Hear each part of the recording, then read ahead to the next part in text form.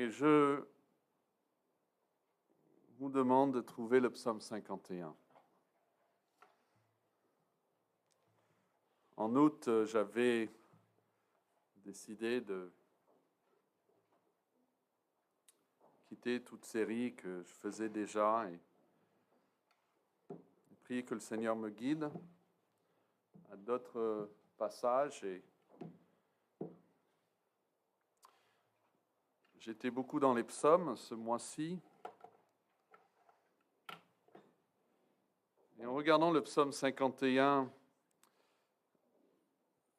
ce n'est pas mon avis seulement, mais l'avis de beaucoup de chrétiens, que c'est un des hauts lieux, si vous voulez, de tous les psaumes. C'est vraiment un psaume, une montagne qui s'élève au-dessus des autres et qui est donc, à cause de cela, un des plus connus parmi les chrétiens et un avec lequel nous pouvons tous compatir et s'identifier même. Parce que c'est la voix d'un pécheur qui se repente devant Dieu. Écoutez donc la parole de Dieu, le psaume 51, au chef des chantres, psaume de David. Lorsque Nathan le prophète vint à lui après que David fut allé vers Bathsheba. Ô Dieu, aie pitié de moi dans ta bonté. Selon ta grande miséricorde, efface mes transgressions.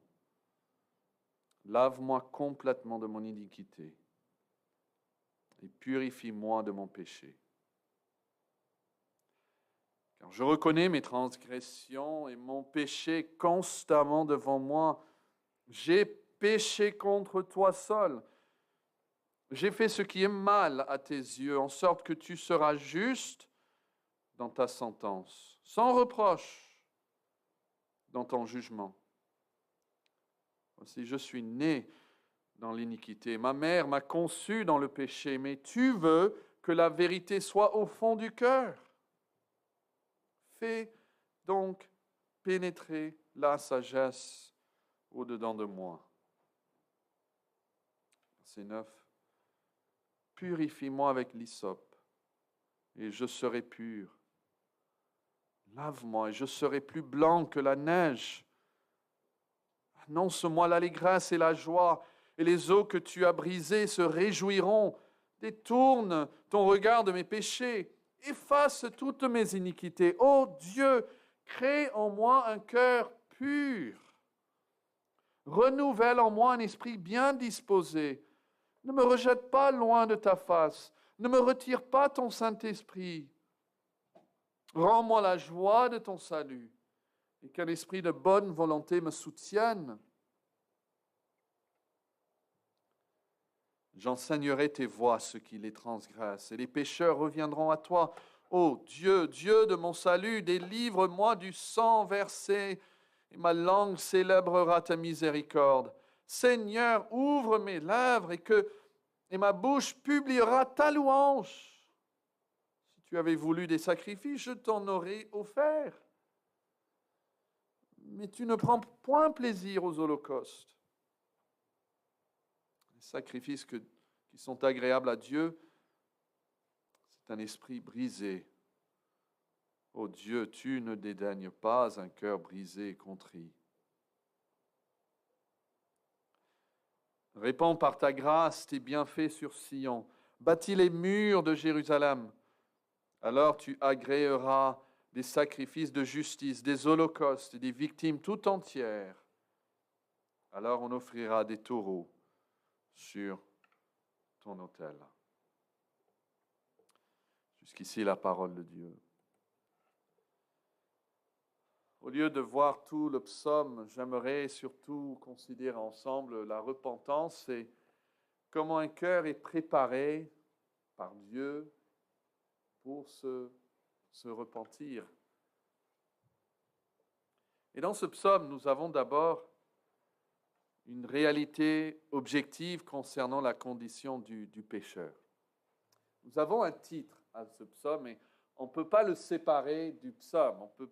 C'est vraiment important à la compréhension du psaume, ce titre qui est lui-même inspiré, même si peut-être ajouté par quelqu'un d'autre, pas David, on ne sait pas, mais donné, c'est dans le texte original, donné par le Saint-Esprit pour nous donner le contexte de ce psaume. Parce qu'un psaume comme ça, qui vraiment déverse son cœur devant Dieu, ne tombe pas de nulle part. Vous savez vous-même, on ne peut pas d'un seul coup comme ça confesser nos péchés devant Dieu d'une telle manière. Il faut qu'il y ait une connaissance, de Dieu, il faut qu'il y ait un travail de Dieu dans nos cœurs. Que disent ces deux premiers versets qui sont le titre du psaume? Regardez-le de nouveau au chef des chantres. C'était fait pour chanter publiquement, c'est un psaume de David, mais voici le contexte dans lequel on tire son origine. Lorsque Nathan, le prophète, vint à lui après que David fut allé vers Bathsheba. Alors ce mot « après » est important. David écrit ce psaume, pas avant, mais après qu'il va vers Bathsheba. Donc il faut garder cela en esprit. C'est un homme qui est déjà allé vers cette femme. Et si vous pouvez garder la place ici, vous avez un marque-page, et trouver aussi 2 Samuel 12. Et en fait, on va revenir 2 ou 3 fois entre ces deux passages. Les autres passages, je vais vous donner sur l'écran, mais ces deux, j'aimerais que vous les trouviez vous-même dans votre Bible.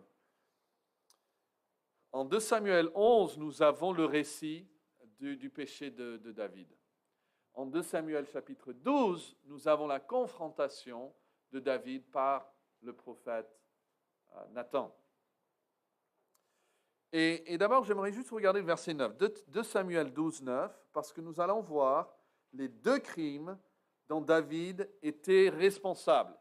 Et il faut garder cela en tête quand nous lisons ce psaume. Il avait déjà commis ces 2 crimes. 2 Samuel 12, verset 9, Nathan parle, il dit « Pourquoi donc as-tu méprisé la parole de l'Éternel en faisant ce qui est mal à ses yeux? Tu as frappé de l'épée Uri, le Héthien, tu as pris sa femme pour en faire ta femme, et lui tu l'as tué par l'épée des fils d'Ammon. » Alors, dans l'ordre chronologique, quels sont les 2 crimes de David? D'abord, il a commis un adultère. D'accord? Il a dit, tu as pris sa femme pour en faire ta femme. C'est un adultère. David a donc brisé le 7e commandement. Et puis le 2e crime qu'il a commis, c'est quoi? Il a commis un meurtre. Il a brisé donc le 6e commandement. Notez cette phrase.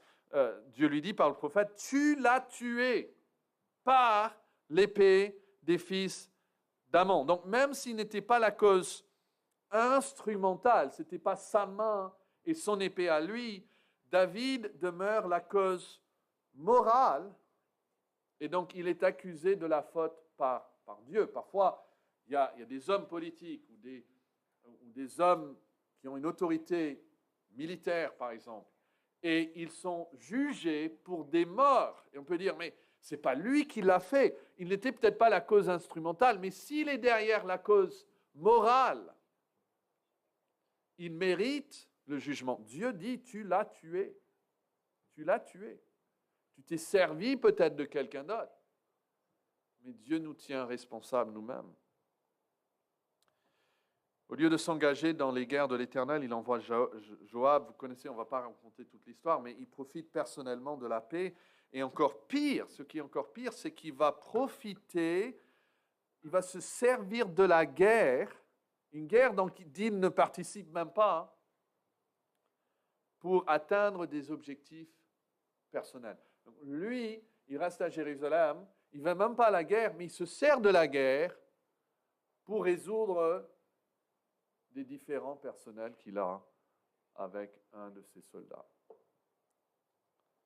Donc, nous voyons que David, dans ce psaume, il parle en tant que pécheur qui n'a aucun moyen de se rectifier. Ça, c'est des éléments objectifs. On sait en lisant ce psaume que David parle, il ne parle pas en tant qu'un homme très saint ici, il parle en tant qu'un pécheur. C'est ce qui est souligné. Hein. Après qu'il a commis ses crimes, il parle à Dieu et il n'a aucun moyen de se rectifier. Ça veut dire modifier pour rendre conforme à une norme. Il ne peut rien faire pour lui-même. Pour revenir dans le psaume, regardez le verset 18, où David dit à Dieu, psaume 51, verset 18, « Si tu avais voulu des sacrifices, qu'est-ce que j'aurais fait? Ben, j'en aurais offert. Mais tu ne prends point plaisir aux holocaustes. » Il faut se rappeler que dans la loi de Moïse, il n'y avait aucun sacrifice pour les crimes de meurtre et d'adultère. La loi n'offre aucune solution pour David ici. S'il a volé, par exemple, il aurait pu restituer 4 fois la somme. Mais David se trouve dans une situation, il ne peut pas restituer, il ne peut pas faire revenir Uri à la vie et lui redonner sa femme. Il réalise qu'il est dans une situation où il ne peut pas se rectifier, il ne peut pas corriger la donne, corriger la tire. Il est vraiment perdu. Et il n'y a que la mort pour lui. Et cette histoire nous est présentée dans les Écritures, pas comme un fait divers, mais puisque David est dans les Écritures, un modèle pour nous. C'est clair en Romains 4, on pourrait le voir, mais David est un modèle pour nous tous. Et donc, il ne faut pas se dire, bon, moi, je n'ai jamais fait ces deux crimes. Nous avons lu tout à l'heure, Jacques 2, verset 10, qui dit « Quiconque observe toute la loi, mais pêche contre un seul commandement, devient coupable de tous devant Dieu. » En effet, celui qui a dit « tu ne commettras point d'adultère » a dit aussi « tu ne tueras point ». C'est intéressant, il prend 2 crimes. Quels 2 crimes? Le 6e et le 7e commandement. Et celui qui dit l'un dit l'autre. Alors, si tu ne commets point d'adultère, mais que tu commettes un meurtre, tu deviens transgresseur de la loi. Je prends des exemples, on va dire, très visibles et indisputables. Mais l'argument ici est vraiment basé sur le fait que le même Dieu qui a donné l'un a aussi donné l'autre. Hein? C'est pour ça que j'ai souligné celui qui a dit et celui qui a dit l'autre. Imaginez, il y a quelqu'un qui dit, regardez, j'ai respecté 9 des 10 commandements. C'est que le 10e que je ne veux pas respecter. Vous allez peut-être lui dire, mais le problème, c'est que celui qui a donné les 9 que tu respectes a aussi donné un autre que tu ne respectes pas. Donc, malgré que tu respectes 9 des commandements, tu ne respectes toujours pas quand même celui qui donne la loi. Tu brises quand même son autorité et sa loi. Vous voyez? Et on ne peut pas choisir, je vais obéir ça et pas ça. Donc, vous êtes, mes amis, coupables d'avoir désobéi au commandement de Dieu, quel que soit le commandement que vous avez enfreint. Il ne sert pas donc à grand-chose de se féliciter de n'avoir pas jamais commis ces crimes que David a fait. Nous avons désobéi au commandement de Dieu, tout comme David a fait. Et nous nous trouvons devant une loi qui ne peut pas nous pardonner, qui ne peut pas nous aider, parce que le sang des boucs et des veaux ne peuvent pas, en fait, résoudre notre problème non plus. Nous avons désobéi au même Dieu. Nous avons tous suivi notre propre voie, comme des brebis. Mais nous sommes tous égarés contre le même Dieu. Quiconque observe toute la loi, mais pêche contre un seul commandement, devient coupable de tous. Je crois que nous pouvons donc prendre David comme modèle pour nous-mêmes. Hein, Dieu ne veut pas que vous disiez, dis donc, moi, j'ai jamais fait quelque chose comme ça, donc moi, je ne peux pas, moi, je comprends pas, moi, je ne peux pas m'identifier à ce psaume. Ça serait une erreur de le regarder comme ça. Dieu veut que nous nous voyions dans la position de David. C'est sa volonté. On lit ça de David. Il veut qu'on s'identifie ici à David. Nous sommes aussi dans cette situation où on ne peut pas remédier la situation de nous-mêmes. Et donc David parle en tant qu'un pécheur sans moyen donc de corriger la donne ou de se céder lui-même. Et que vous le reconnaissiez ou non, je peux affirmer sur la base de l'autorité de la Bible que vous êtes un pécheur devant Dieu au même titre que David l'était. Nous voyons deuxièmement, l'autre élément, je crois, important à noter dans le titre, c'est que David parle en tant que pécheur confronté à sa culpabilité devant la loi morale de Dieu. Vous voyez ça, cette référence à Nathan dans le titre, nous sommes dans le psaume 51, au chef des chantres, psaume de David, mais il dit ça après avoir commis ces crimes, mais il dit ça aussi après que Nathan, le prophète, vint à lui. Alors Jacob parle des prophètes qui ont parlé de la part de Dieu. Et Romains 2, 14 et 15 parlent des païens qui n'ont pas la loi, mais la Bible dit ils ont une loi en eux-mêmes. Et cette loi de Dieu qui est écrite dans leur cœur est communiquée à leur conscience par le biais de ce qu'on appelle la conscience. Mais David a beaucoup plus que cela. Ce n'est pas seulement sa conscience. Il est confronté ici à la parole de Dieu. Le prophète vient le voir. Notez, est-ce que vous pouvez revenir maintenant 2 Samuel 12, c'est référence à la parole de Dieu. Et là aussi, parce que je vais faire un lien aussi avec nous, je crois que c'est important de noter. 2 Samuel 12, verset 1. L'Éternel envoya Nathan vers David, et Nathan vint à lui et lui dit. Vous voyez, il vient de la part de Dieu, ce prophète. Verset 7. Nathan dit à David, tu es cet homme-là. Regardez cette phrase. Ainsi parle l'Éternel, le Dieu d'Israël. Je t'ai oint pour roi sur Israël et je t'ai délivré de la main de Saül, etc. Regardez le verset 9. Pourquoi donc as-tu méprisé quoi? La parole de Yahvé, la parole de l'Éternel, en faisant ce qui est mal à ses yeux. Verset 10. Maintenant, l'épée ne s'éloignera jamais de ta maison parce que tu m'as méprisé. Vous voyez, Dieu lui parle, il dit, tu m'as méprisé. Verset 11. Ainsi parle l'Éternel. Bon, je crois que ça suffit pour vous montrer que Dieu parle aux pécheurs. Dieu le confronte à son péché. Et là, c'est une grâce. C'est comme avec Adam et Ève. Après qu'ils pêchent, Dieu ne disparaît pas. Dieu vient toujours les voir. David pêche, Dieu vient le voir et il lui parle. Et là aussi, il y a un parallèle avec nous. Je parle ce matin à ceux qui sont assemblés dans une église, qui sont là en train d'écouter quoi? La parole de Dieu, qui ont une copie dans leurs mains de la parole de Dieu, qui la lisent, etc.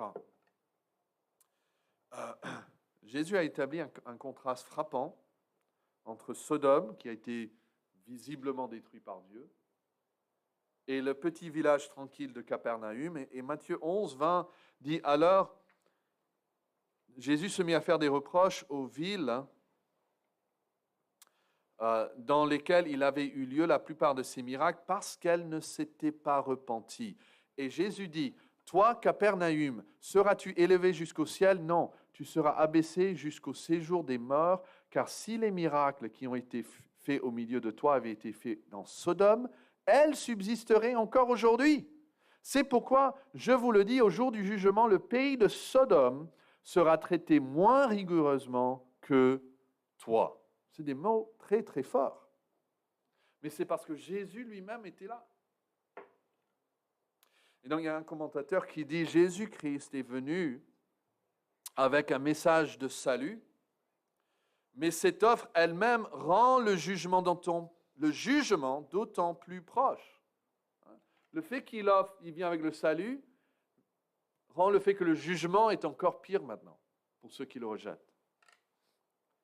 Il parle d'une parabole, peut-être vous connaissez, les mauvais serviteurs de la parabole affrontent un verdict ultime et en fin de compte fatal lorsqu'ils sont en présence du fils de la maison. Parce que d'abord, il envoie des serviteurs, etc. Mais c'est quand ils rejettent le fils que là, ils seront eux-mêmes détruits. Et les villages de Galilée, dont nous venons de lire, après avoir eu leur avant-goût du ciel, sont devant un enfer plus profond que celui de Sodome. L'Évangile montre l'empressement de Dieu à sauver, mais révèle de nouvelles dimensions de la gravité et de l'ampleur du jugement qui en sont le corollaire. Maintenant, ils n'ont aucune excuse pour le péché. C'est le principe que Jésus a donné en Luc 12, 48. On demandera beaucoup à qui l'on a beaucoup donné, et on exigera davantage à celui à qui l'on a beaucoup confié. Donc c'est un homme pécheur, mais confronté à son péché, par Dieu lui-même, par la parole de Dieu. Et vous, comme David, vous avez été confrontés à votre culpabilité devant Dieu. Vous savez, le premier verset lu aujourd'hui, que le salaire du péché, c'est la mort.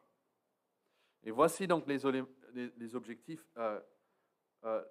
les éléments objectifs concernant David. Il parle en tant qu'un pécheur sans moyen de se rectifier.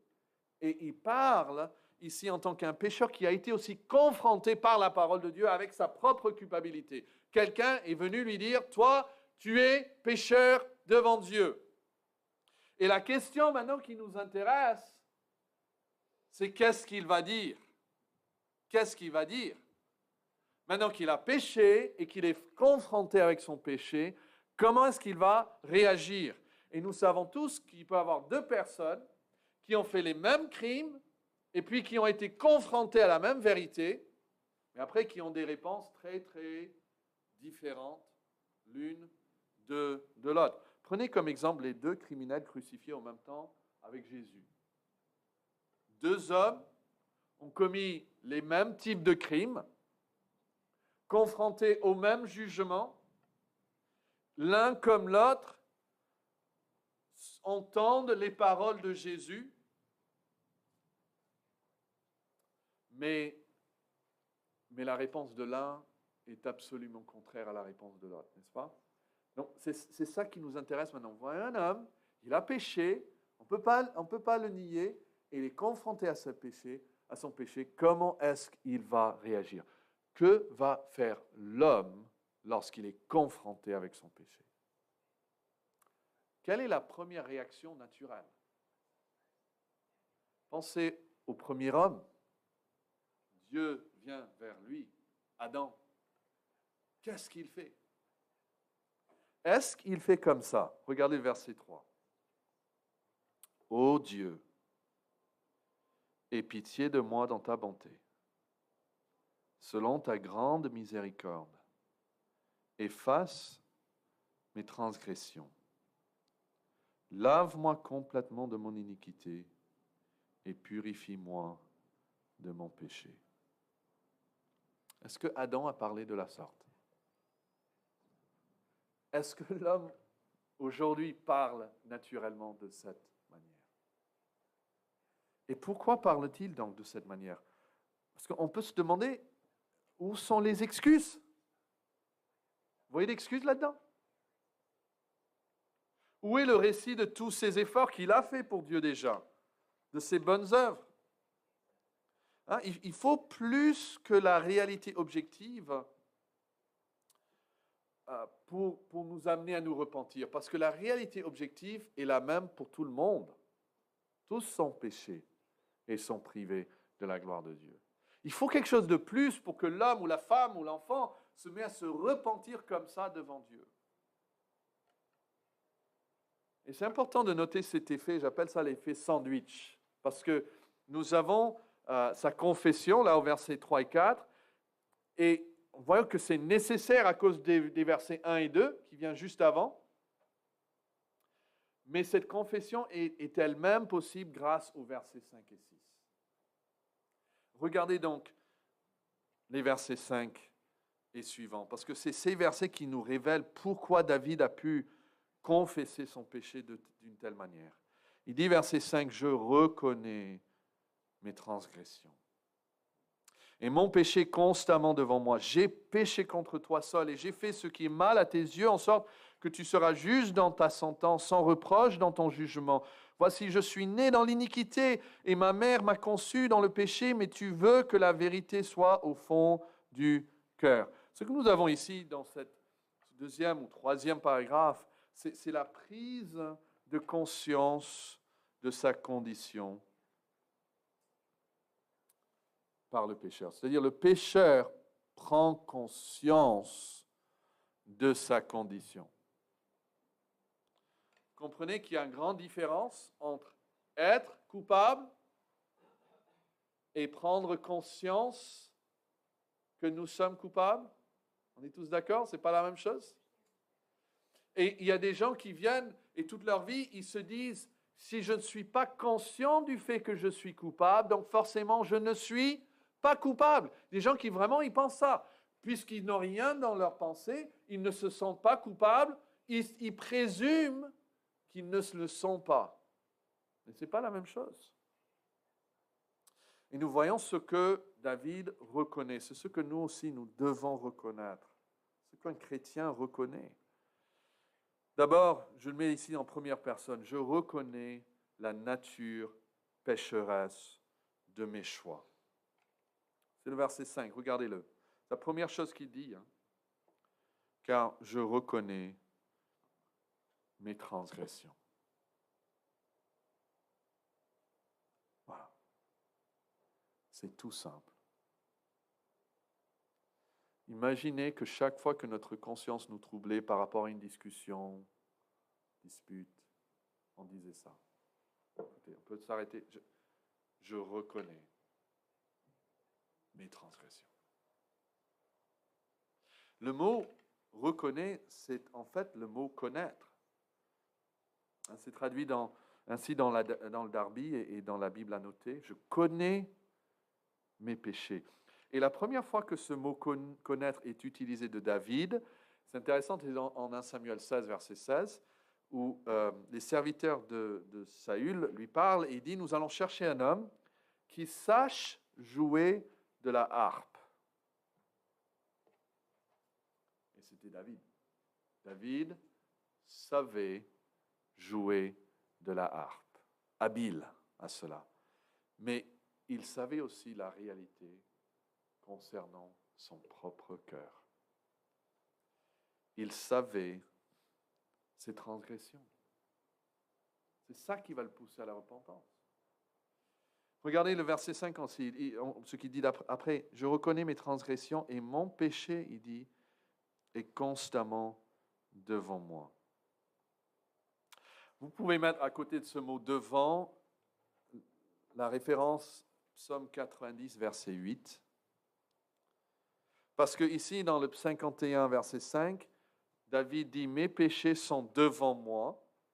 Mais le psaume 90, verset 8, dit « Tu », et c'est Moïse qui parle ici, « Tu mets devant toi nos iniquités et à la lumière de ta face nos fautes cachées. » Ah donc, Dieu, il sait déjà nos fautes. Il a nos iniquités, nos fautes devant lui. Mais c'est une autre chose pour l'homme d'avoir ses propres fautes devant lui, de les voir. Et Jésus a donné cette image, tu as une poutre dans tes yeux et tu essayes de prendre soin de ton ami et on ne voit même pas le poutre parce qu'il est là devant l'œil. Et David dit, maintenant, pas au début, mais il dit, ok, maintenant c'est là, je vois. On voit ces deux idées en Ésaïe 59, verset 12, devant Dieu et devant l'homme, où il dit, car nos transgressions sont nombreuses devant toi, et nos péchés témoignent contre nous, nos transgressions sont avec nous, et nous connaissons nos crimes. C'est là où l'homme, en fait, il prend position avec Dieu. Dieu dit, tu es pécheur. Et l'homme dit, je suis d'accord. Je suis d'accord. Je ne dispute pas. Et ça, il faut une œuvre de Dieu dans la vie. On commence tout jeune à nous justifier nous-mêmes. Nous présumons. Si vous êtes comme moi, on a naturellement une présomption d'innocence par rapport à nous-mêmes. Et c'est très dur de nous convaincre que nous sommes moins qu'innocents. Et David là a dit, c'est là, c'est devant moi. Je vois. Pas le péché de l'autre, mais mon péché.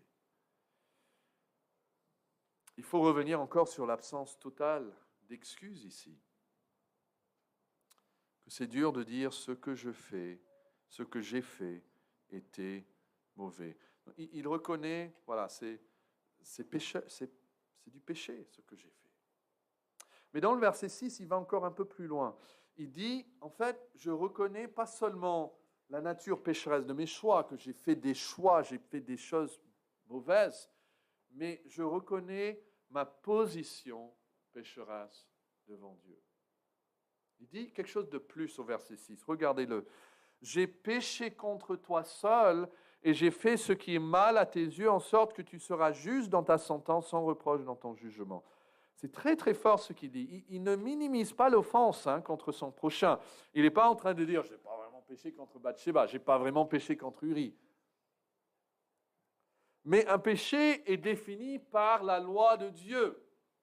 Tout péché, c'est une transgression de la loi morale de Dieu. 1 Jean, c'est 3 verset 4, dit quiconque pratique le péché transgresse quoi? La loi. Et le péché est la transgression de la loi. La loi de qui? La loi de Dieu. Le péché, en fait, par définition, c'est transgresser contre Dieu. Un péché contre un prochain est vraiment un péché seulement parce que c'est un péché contre Dieu. C'est lui la norme. On était avec quelqu'un cette semaine qui a des poules et qui a dit je peux pas tuer mes poules. Alors j'ai une question. Pourquoi c'est pas, je ne dis pas qu'il doit le faire, mais pourquoi c'est pas un péché de tuer une poule, mais c'est un péché de tuer une personne? Parce que la personne a été créée, nous l'avons dit tout à l'heure, à l'image de Dieu. Et dans la conclusion, c'est une offense contre un prochain, me met dans une position de pécheur devant Dieu, en fait. Et Jacques aussi va parler de ça. Comment est-ce qu'on peut bénir Dieu et puis maudire les hommes qui sont faits à l'image de Dieu? Et donc, il reconnaît cette dimension verticale de ses actions. Ce n'est pas simplement une erreur. On a des étiquettes quand on fait « Ah, c'était une erreur. C'était une faute. » Mais il y a toujours cet angle vertical. David reconnaît c'est un péché contre Dieu. Je suis maintenant dans une position où je suis pécheur devant Dieu. Je ne peux pas exclure Dieu. Quand nous avons ces disputes, quand nous mentons, même un petit mensonge, c'est contre Dieu que nous péchons. C'est pour ça que Joseph, vous savez, il est jeune, il a 17, 18 ans, je ne sais pas, il est dans la maison de Potiphar, et là aussi, lui, il est tenté avec ces mêmes désirs qu'avait David, et David a échoué, mais il dit à la dame, mais comment est-ce que je peux pécher contre Dieu? Vous voyez, il reconnaît la même chose que David, malheureusement, après coup, reconnaît que cette immoralité avec cette femme est en somme un péché contre Dieu. On ne peut pas mentir, on dit c'est pas grave. Non, c'est contre Dieu qu'on le fait. Notez la deuxième partie de ce verset, c'est aussi très important. Il dit, c'est verset 6, hein, j'ai péché contre toi seul, j'ai fait ce qui est mal à tes yeux. Notez cette partie-là, en sorte que, il parle à Dieu, hein, tu seras juste dans ta sentence, sans reproche dans ton jugement. Qu'est-ce qu'il est en train de dire là? Regardez ici dans la Darby, il dit, afin que tu sois justifié quand tu parles et trouvé pur quand tu juges, ou afin que tu sois reconnu juste. Justifié veut dire déclaré juste. Alors, David, ici, a vraiment un désir dans son cœur, c'est que Dieu soit reconnu comme quoi? Comme juste. Quand il parle. Et quand Dieu parle, dans quel domaine? Il le dit, hein? Est-ce qu'il va le répéter, parler, mais au lieu de parler, il va utiliser le mot juger. Donc, parlant en disant quoi? En jugeant.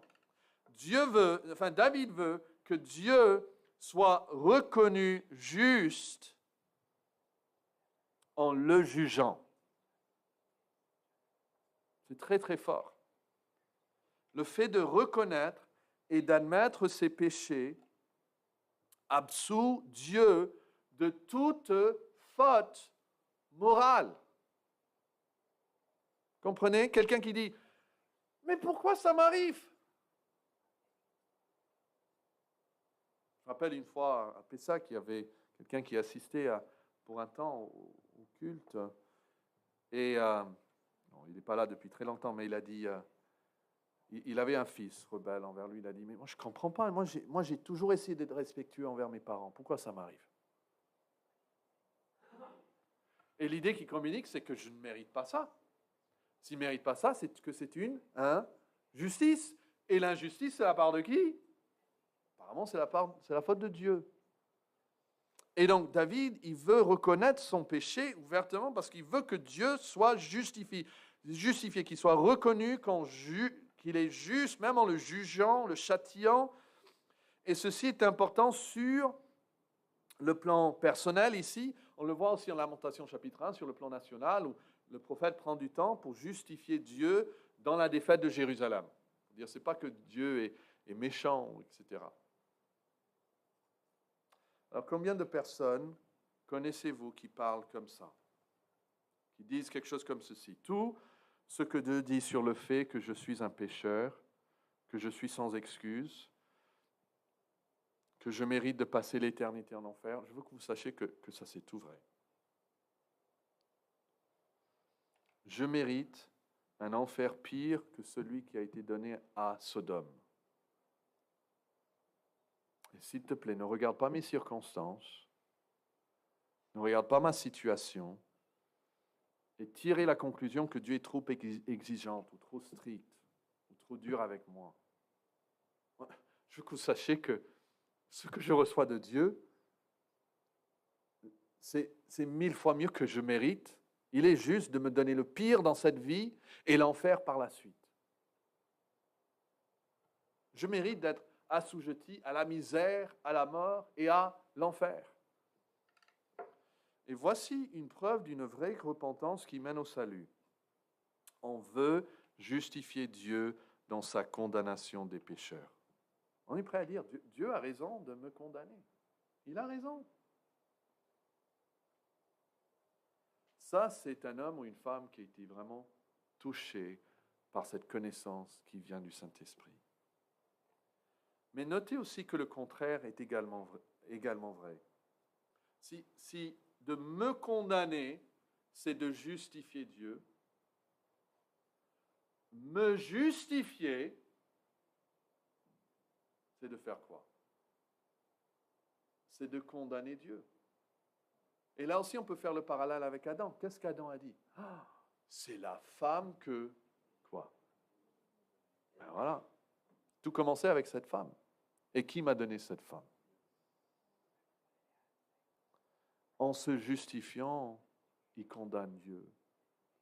Et vous savez, il ne faut pas aller loin pour entendre les gens tous les jours condamner Dieu. Condamner Dieu. Condamner Dieu. Il est méchant. Il est mauvais. Il est trop dur. Pourquoi toute cette souffrance? Si Dieu est juste, ils disent même ça, ils osent dire ça. Si Dieu est juste, comme si la justice lui le pousserait à nous traiter avec plus de bonté. c'est l'orgueil. C'est une méconnaissance aussi de notre péché. Il reconnaît sa position pécheresse devant Dieu. Et là, au verset 7 et 8, il va aller encore plus profond. Regardez-le. Il dit, voici, je suis quoi? Je suis carrément né dans l'iniquité. Et ma mère m'a conçu dans le péché. Mais tu veux que la vérité soit au fond du cœur, mais ce n'est pas le cas, et ça n'a jamais été le cas depuis la conception. Avant même ma naissance, je suis sorti du sein de ma mère déjà comme ça. Notez que nous utilisons j'utilise le mot nature de façon différente ici. Avant que je parlais de la nature pécheresse, c'était l'ensemble des qualités qui définissent mes choix, qui donne à mes choix cette identité de pécheur, pécheresse, la nature pécheresse de mes choix. Mais ici, ma nature, c'est l'ensemble de mes caractéristiques qui définissent ce qu'un homme, ce que je suis. Et il dit, ma nature même est pécheresse. Nous voyons ici la conscience profonde de David, de son péché et de sa propre nature. Il s'attribue le blâme d'une nature souillée et pas seulement d'une seule faute. Comprenez la différence? Peut-être je dis quelque chose de méchant. Je suis trop brusque avec mes enfants, je démonte ma colère. Et je veux tout pour leur communiquer que ça, c'est pas moi. J'étais fatigué, j'étais énervé, vous voyez, c'est pas le vraiment. Mes enfants, si vous pouvez connaître le vrai Timothée, il ne serait jamais en colère. Mais David dit le contraire. Il dit en fait, quand je suis frustré, irrité, fatigué, vous savez ce qui sort? C'est le vrai David. C'est le vrai moi. Et là, c'est une confession, une réalisation que nous, les chrétiens, nous devons reconnaître. Et vous connaissez l'illustration d'un verre avec de l'eau. Quand on secoue le verre, qu'est-ce qui sort? Ce qui est déjà dans le verre, n'est-ce pas? Si c'est de l'eau, du café, du coca, on peut secouer, mais c'est ce qui est déjà dedans qui sort. Et c'est la même chose avec nos vies. Quand on nous secoue, quand on nous agite, c'est le vrai moi qui sort. Il y a d'autres moments de la vie où je peux me retenir. Il y a des moments de faiblesse où le vrai moi sort. Et Dieu veut... Ces moments sont extrêmement humiliants. Enfin, pour moi, je suis sûr, j'imagine pour vous aussi. Ces moments sont humiliants, mais ils peuvent avoir un effet bénéfique sur nos vies parce que cela nous permet de faire face à nous-mêmes. De nous voir dans le miroir et de dire, voilà, ça c'est le vrai moi. On peut se leurrer en pensant que nous sommes par nature très, très bons. Mais ces moments arrivent et David dit, vous savez, oui c'est vrai, pendant toutes ces années, je n'ai pas fait ça. Et puis un jour, il y a une femme, je la vois, je la convoite, je vais prendre. Et puis, mais je ne sais pas, peut-être j'avais pas lu ma Bible, je n'avais pas bien prié ce jour-là. Non, David dit en fait, moi je suis ça par nature. Je suis adultère par nature. Et là, Uri, oui, je sais, je l'ai tué, mais il faut comprendre, j'étais quand même dans une situation embarrassante. Qu'est-ce que je pouvais faire? Elle était enceinte, et lui, il ne voulait pas. Voilà, donc j'étais coincé, je ne pouvais pas faire autre chose. Il dit, en fait, non. En fait, non, je suis par nature un meurtrier. Est-ce que nous entendons des confessions comme cela, mes amis? Moi, j'entends très peu. Et je le fais très peu. Mais ça, c'est le cœur brisé et humilié que le Seigneur ne dédaigne pas. C'est ça, le cœur brisé et humilié auquel il répond. L'Éternel, le psaume 34 dit, est près de ceux qui ont le cœur brisé et il sauve ceux qui ont l'esprit dans l'abattement. Jésus leur a dit, je ne suis pas venu pour sauver les justes, Si vous voulez passer toute votre vie à vous justifier, ce n'est pas pour vous que je suis venu.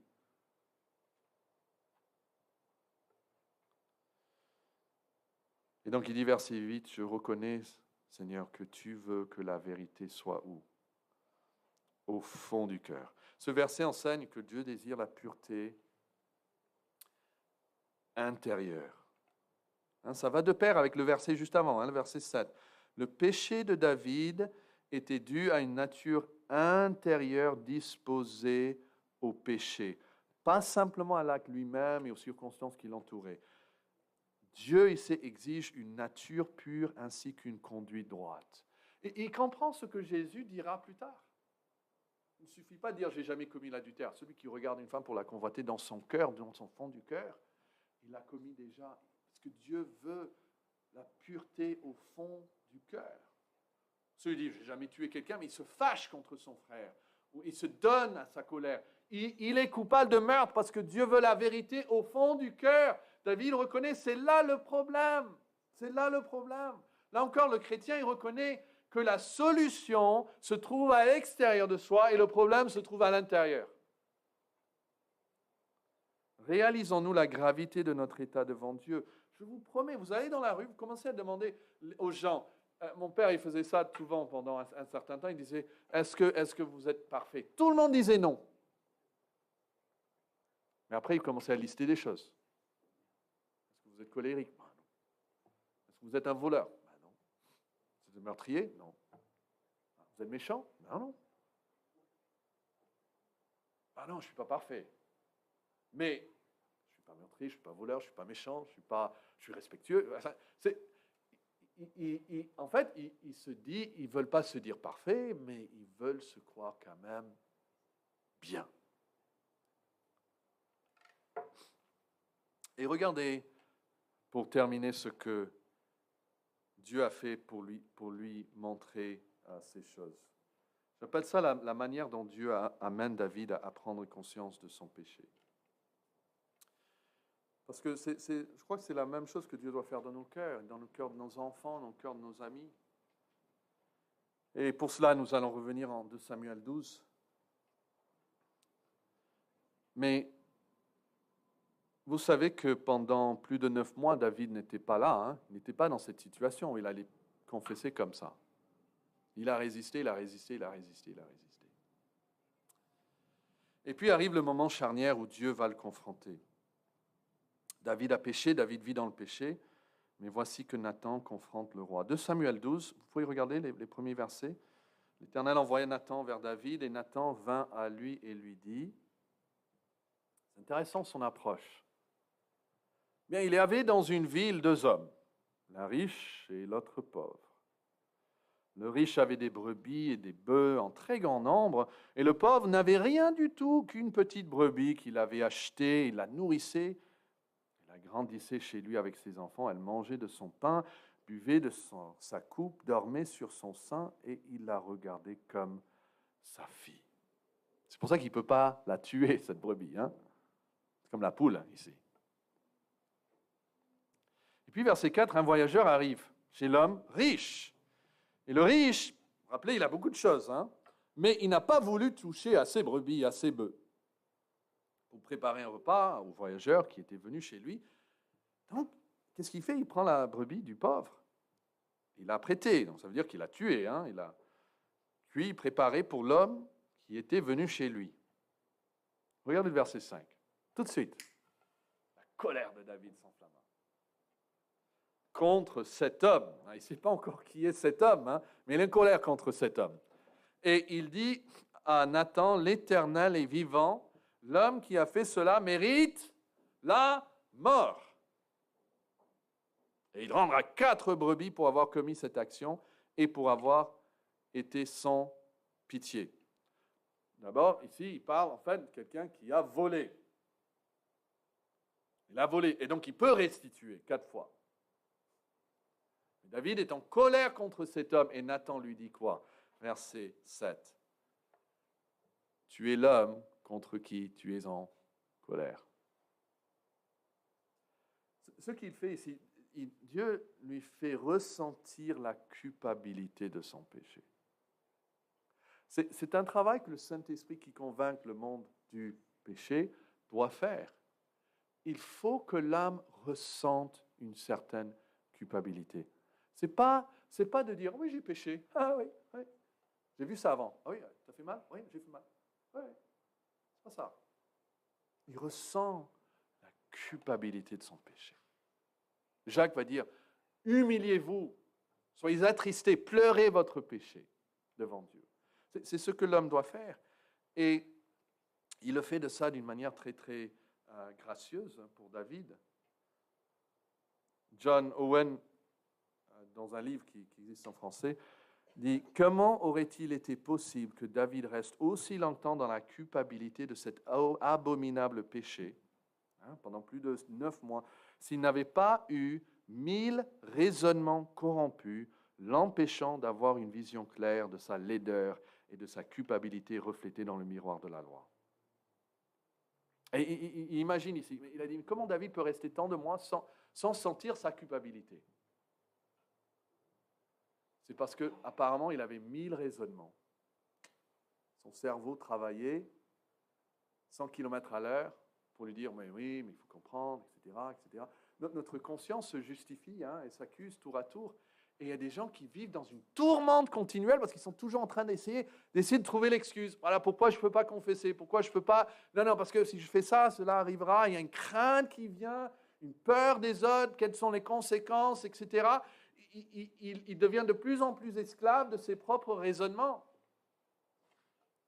Et donc il dit c'est pourquoi le prophète qui lui fut envoyé pour le réveiller le traita par cette parabole de façon à couper court tout subterfuge et tout prétexte afin qu'il puisse tomber complètement sous le sentiment de sa culpabilité. Et puis je trouve très bon ce qu'il dit ici, c'est typiquement le résultat de la convoitise dans le cœur. Elle obscurcit, cette convoitise obscurcit l'esprit afin qu'elle ne puisse pas évaluer correctement sa culpabilité. Ça c'est le grand problème. On ne peut pas s'évaluer proprement. Notre convoitise veut tellement ces choses, on est prêt à dire, il faut que je l'ai. Et on ne peut pas nous voir dans toute notre laideur devant la loi de Dieu. Il faut que Dieu réveille en nous ce sentiment de culpabilité. Il faut sentir sa culpabilité. Et David arrive à le sentir quand? Quand il s'agit de quelqu'un d'autre. De quelqu'un d'autre. Et maintenant qu'il ressent la culpabilité d'un tel péché, Dieu lui dit, tu es l'homme. Mes amis, je suis convaincu que Dieu fait cela dans nos vies. Pensez à Jacob. Jacob triche. Jacob ment. Et il trouve que ça marche plutôt bien. Il ne peut pas s'identifier à Ésaü. Il a eu ce qu'il voulait. Donc Dieu envoie Jacob où? Pendant 20 ans, il va se trouver au service de qui? Laban qui est Jacob, point 2. Qui va le mentir, qui va tricher même jusqu'à lui donner une surprise pour femme. Qui a changé son salaire 10 fois, etc. Et là, Jacob apprend sa propre laideur, si vous voulez. Et Jésus a dit la même chose aussi, il a dit, vous qui jugez les autres, c'est en Romains 2 aussi, vous qui jugez les autres, vous faites vous-même la même chose. Dieu amène dans nos vies des gens qui nous font ce que nous faisons aux autres. Et c'est souvent, mon père me disait ça, il a dit, tu vas voir, c'est souvent quand tu vois tes propres péchés reflétés dans un autre que ça te fâche le plus. Et ils me font quelque chose, et puis je réfléchis et je vois la réflexion de moi-même. Ça, c'est pour nous apprendre, mes amis. Et David, il voit ça, il voit que quelqu'un... Mais c'est lui qui le fait. Et il l'accuse. Et quand vous vous mettez en colère contre l'autre et vous faites la même chose, il faut savoir que vous vous condamnez vous-même. Vous-même. Et il y a beaucoup de pécheurs, ils passent toute leur vie à condamner les autres pour les péchés qu'ils font eux-mêmes. Et donc, il y a deuxièmement, donc, Dieu lui applique personnellement toute la culpabilité. Ça, c'est le verset 7 où Nathan dit à David, tu es cet homme-là. Hein, parce qu'il faut ça aussi, il faut l'appliquer personnellement, parce que tant que David est là et qu'il raconte des histoires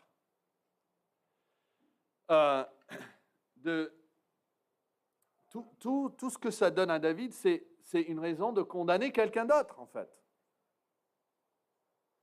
David était furieux par rapport à ce qu'a fait cet homme riche.